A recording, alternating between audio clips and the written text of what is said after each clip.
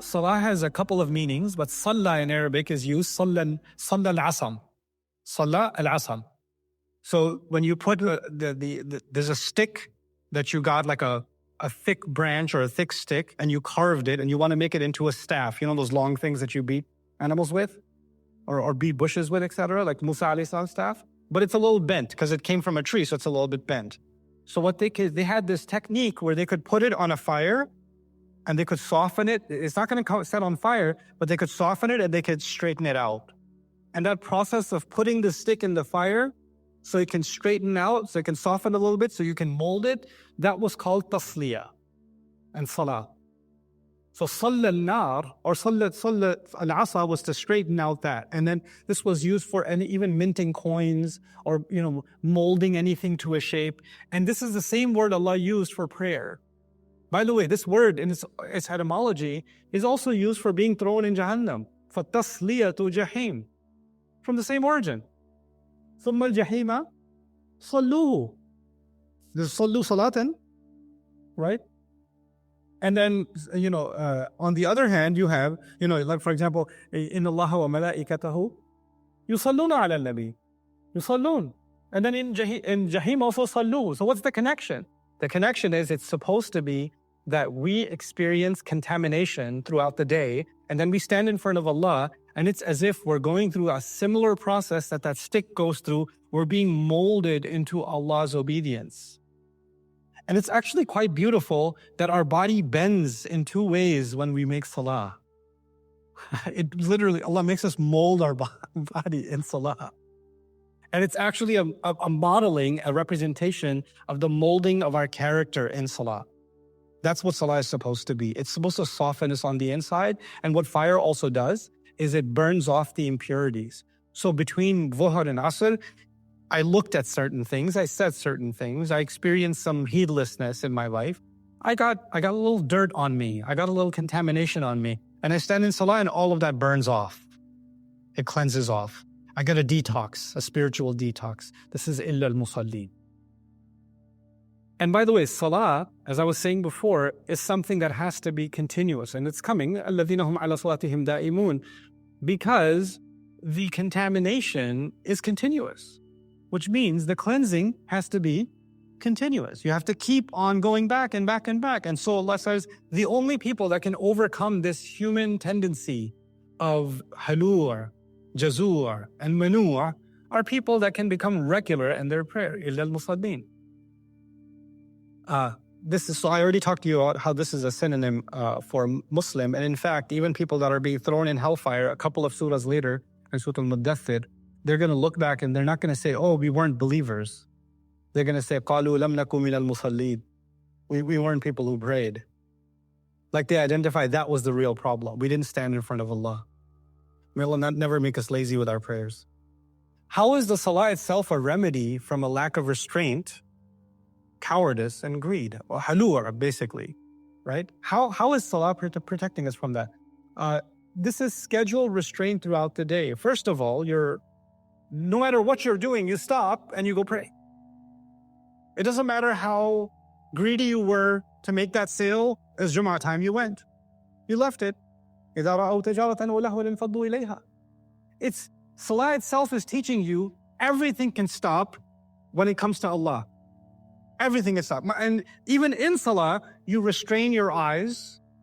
Or at least most people do. You restrain your limbs. You restrain your body. You restrain your tongue. You're not saying whatever you want to say, right?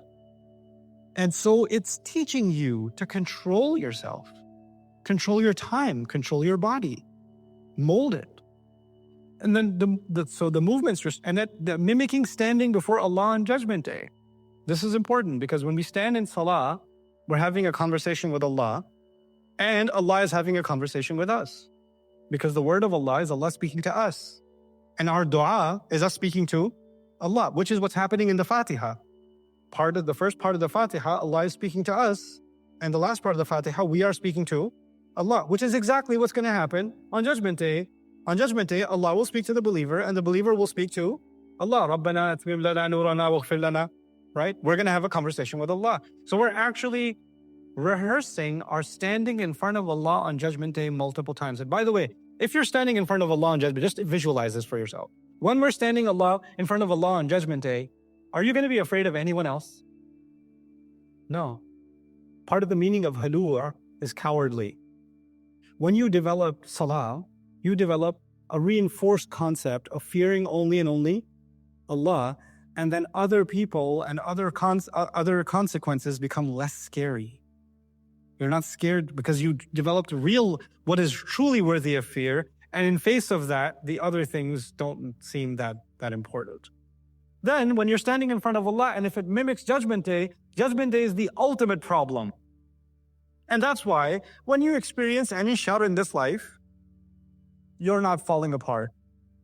Because you have a broader perspective. Every time you stand in salah, your horizon expands. Some people want to listen to motivational speeches and inspirational quotes, and they follow Instagram pages and TikTok pages for inspiration and wise quotes, and they're still not inspired. They watch a lot of that inspirational stuff. Graduation speech from this one or this speech from that one, and so that's pretty cool. I'll forward it to 15 people, but none of us are inspired. We all forwarded it though. Allah is teaching us that actually all of that's artificial. The only real way to actually, broaden your horizons, first and foremost, is salah. This is a divine institution with a divine schedule, the divine regimen. Just like your body, you go to a doctor or you go to a nutritionist or you go to a trainer, and they tell you this is what you need. This is your sleep schedule. This is the diet. This is what you must avoid, etc., etc., etc. Nobody knows my soul better than Allah. And Allah created a schedule to mold this soul, to make it strong enough to be stronger than even my body. So even though physically I have this body, I want to build the soul muscle. And the way to do that is regular exercise. And that regular exercise for the soul, for the ruh, is the salah. And that's why it's making me strong. It's keeping me from becoming jazur. It's keeping me from becoming that. And of course, salah itself begins with alhamdulillah. You start by thanking Allah, which means you're never entitled. And if you're never entitled, then you'll never be manur. It can't be. It just prevents it. Plus, our salah, at least if a Muslim is not coming to the masjid during the week, at least the Muslim is coming when? Friday. And when you're standing in salah on Friday, you're not just saying, ihdina, guide us, and you're thinking of yourself, there's a person this way, there's a person that way, there's an entire community. You realize that we are all in this journey towards Allah together, and you learn to care for each other. You develop a communal sense. What did we learn about the elite and financial addiction and wealth addiction and all the things I read to you? The more wealth obsessed they become, the more isolated they become, and they want to cut themselves off from everybody. They don't even want to have a family because it'll be too much of an expense. And here you have the believers standing in salah, developing a sense of community. And when we develop a sense of community, Allah will even go further in these ayat. This is why right after salah, Allah is going to mention they take care of people who need it. وَالَّذِينَ فِي أَمْوَالِهِمْ حَقٌّ مَعْلُومٌ لِلسَّائِلِ. It's coming right after. It's just directly connected to this institution that Allah gave us. Just one comment about da'imun. The word daimuma in Arabic is used for flat land. There's no mountain on it. There's no road on it. There's no puddle on it. Nothing. It's completely, perfectly flat land. And al-ma'u da'im, this is really cool. Al-ma'u da'im is actually ar-rakid as-sakid. You know when water has ripples in it? But if you have water that's so still, you didn't even know it's water until you stepped in it. That water that's so crystal clear that it's completely transparent, it doesn't even look like water, that's called al-ma' ad-da'im. And from it, basically, I'll juice all of the commentary that's there on this ayah. It boils down to two concepts. One concept is those who are, the meaning of this is those, especially when it comes to their prayers, they are constant. وَالَّذِينَ هُمْ عَلَى صَلَاتِهِمْ da'imun. And the nominal, the ism form was used here to say, hey, they never break this rule. They're always on top of their prayer. So of course, it's the mandatory prayers. It's the 5 prayers that is being talked about. That's even the opinion of Ibn Abbas and others, right? But secondly, it's not just saying they pray and every time they pray, they're constant. This is something that doesn't change. The meeting can change. The courses they're going to take in college, they won't take this course because it conflicts with Maghrib time, or they'll have a conversation with the professor. I need to leave the room and I need to go pray. Is that okay with you? Because I'm going to do that every single time until Maghrib time changes, until daylight savings or whatever else savings, right? So this cannot move. This has to be where it is. And if I'm in the middle of a meeting and it's prayer time, I'm letting you know ahead of time, I'm going to stop attending the meeting and I'm going to go to my prayer, right? So there's this, they're constant in their prayer. But the other meaning of da'im is also they're still in their prayer, like the water. They're calm in their prayer. They're not disturbed in their prayer. They're relaxed in their prayer. They're motionless in their prayer. They're not standing in prayer.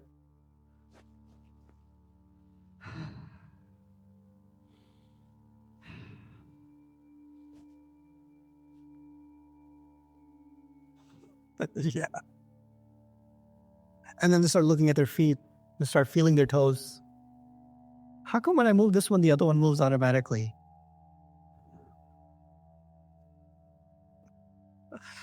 You know? Oh. They're not having this entire experience. When they find calmness and stillness in the prayer. Like the world stops when they're praying. You know, in Surah Al-Mu'minun, you have وَالَّذِينَ هُمْ فِي صَلَاتِهِمْ خَاشِعُونَ. And the khashi'un is the internal state. The internal state of, the feeling of awe. But here, Allah is even referring to the internal plus the external state. You're just physically, you're just calm. You're just relaxed.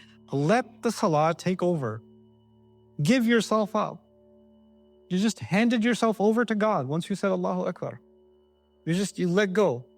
You're floating. Interestingly, the word for floating in Arabic is sabaha, and we begin with subhana. Right? So we let Allah, we wish Allah just took over when we stand in salah. Some people are in salah and they're still communicating.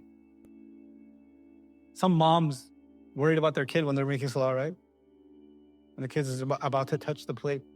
Allahu Akbar. Alhamdulillah. Rabbil Alameen. Ar-Rahman.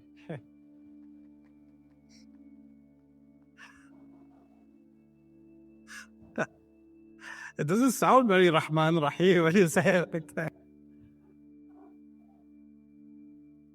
But this is the first thing Allah says. Look, by the way, it's such a cool thing to say, especially after Allah described human beings can get very agitated and jittery and disturbed, jazur. And Allah says, and in their salah, they are what? Just still and calm and constant and stable. And when you can do that, you know what that does? It starts having an impact on your personality. It starts having an impact on how you deal with things outside. It's as if you're standing in front of Allah in salah, but you do that as regularly as possible. And what happens? You're also psychologically standing in front of Allah outside of salah. That's how Allah will describe salah. That's how Allah will describe salah. Allah will describe salah as, look, you have something inside you that is enough to destroy you morally in this life and definitely in punishment of the hellfire in the next life. It's that bad. That's the poison is already inside you. And the only thing that keeps that poison suppressed is what? Salah. But just like that medicine, you can't take that one time and say, I took it last year. So, I take it every Ramadan. Like if my dad said I take my medicine every Ramadan, right? Or whenever I have time, I take it. Well, you're playing with, and medicine doesn't work that way. If you don't follow a certain schedule, you notice any medication you take, it has like, okay, take it at this many hours or this many hours and this much dosage, right? So it has to be at certain intervals. And if you don't follow the regimen, you're not going to get the results you need. And the results in this set of ayat is, it will protect you from yourself. Salah will protect you and protect me from the terrible, disastrous qualities I have inside of myself. It'll save me from myself. Other places in the Quran, Allah describes, وَمَن يُوقَ شُحَّ نَفْسِهِ فَأُولَٰئِكَ هُمُ الْمُفْلِحُونَ. Whoever was saved protected from the greed of their own selves. Meaning, forget me being saved from the devil or me being saved from the enemy. Allah is also interested in me being saved from who? Myself. I got to save myself from myself. We don't have in Islam this idea that somehow we reached a certain stage in our life, in our connection to Allah, that now we are cleansed. We no longer have spiritual issues. We no longer have moral problems. We graduated, we reached a certain maqam, and now we're pure. You know, in Catholicism, you can have the Pope who's pure, right? Or you can have saints that are pure. Once they got there, they graduated from the rest of our, even the shaitan comes to them and says, oh, you graduated. Darn it. So shaitan leaves you alone. We don't have that concept. We don't have a concept that you worship Allah. I went to Hajj, I came back, now the angels are like, oh man. And the shayateen are like, I'm trying to get there, but there's an iron dome. I can't get this. That doesn't work in Islam. You could come back from Hajj and be a messed up person in 2 weeks. You could totally do that. You could memorize the Quran and be a horrible human being. You could study Islam and learn Arabic and still be mean. You're just a mean Arabic person. What? Like knowledge and worship and good deeds. And the most pivotal, the most powerful of all of our good deeds is actually prayer. Salah. Salah is actually the pillar of all of our good deeds. It's the fundamental connection we have to Allah. In another sense, it's actually a connection that we build with each other also. Right? So that's highlighted because we make salah individually and we also make salah collectively. And we make salah collectively, we stand in one row. So we remind each other that we're all in the same boat. And we all have to worship Allah together. And we all work, and once you finish making salah, there are things in the Quran, there are statements in the Quran about recognizing the difficulty on someone's face. Right? So when the congregation gets together, they pray together, they see someone in distress, they're not putting a poster up, please give me $5 for lunch, like a homeless person does on the street. تَعْرِفُهُمْ بِسِيمَاهُمْ. You're going to recognize them by their faces. So our fundamental relationship with each other and with Allah is actually instituted through salah. There's no surprise. That's why we see وَأَقِيمُوا الصَّلَاةَ وَآتُوا الزَّكَاةَ. If you're really doing iqamatul salah, you would know who needs zakah. Because if you're coming for Salatul Jum'ah, for example, and everybody's together, and you see this lady who's taking care of her kids, and you're about to leave for Jum'ah, and she's walking in the heat with her kids home, and you're like, you don't have a car? Do you need a ride? And you find out the husband died, you find out something happened with the family, you find out, they hit bankruptcy or whatever else. They weren't going to advertise, and they're not going to be on some humanitarian need website. They're not going to start a GoFundMe page. The only reason you found out about them is you did what? Aqimus Salah. So Aqimus Salah actually opens the doors for Atus Zakah. They're connected to each other, right?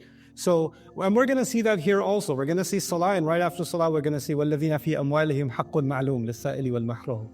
Right, so Salah and giving will come next to each other.